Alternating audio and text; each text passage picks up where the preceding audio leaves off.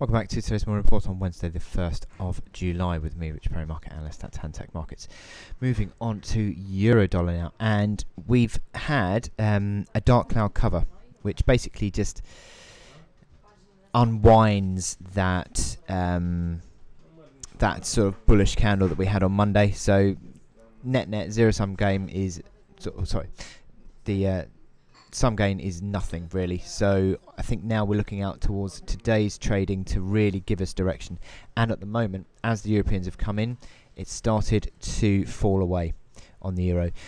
It had been fairly supportive over the past in the 12-hour period up until the European session, and then starting to fall away. Last couple of hours, we've seen the euro back under a little bit of pressure.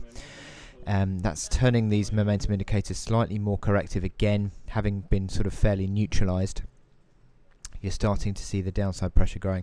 That could well now put pressure on that 1050 support band. That 1050 is the pivot level within this longer term outlook. 1050 is a level that I've been focusing on for quite some time, and I see that as a big level near term. Trading above 1050, I'm still sort of medium term positive. If we started to trade consistently below it, then I'd say medium term negative. However, at the moment it's still undecided. It's not really going with a decisive move yet, just 30 pips down on the day. Momentum indicators starting to fall away, yes, but still reasonably sort of range bound.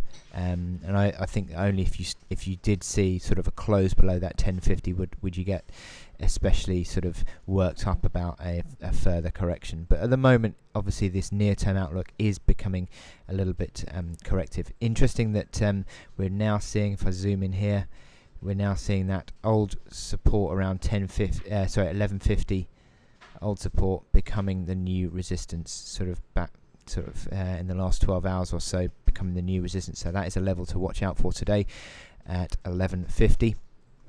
But it certainly looks as though it's now drifting back towards the test of that 1050 level. That Monday's low on that spike, in the reaction to that Greek news, was 953. So that is a level to watch out for as well. That's your key level on the downside. But certainly at the moment, 1050 is my sort of pivot level that I'm working towards. So if you see a move back towards that, that could be acting once again as being supportive.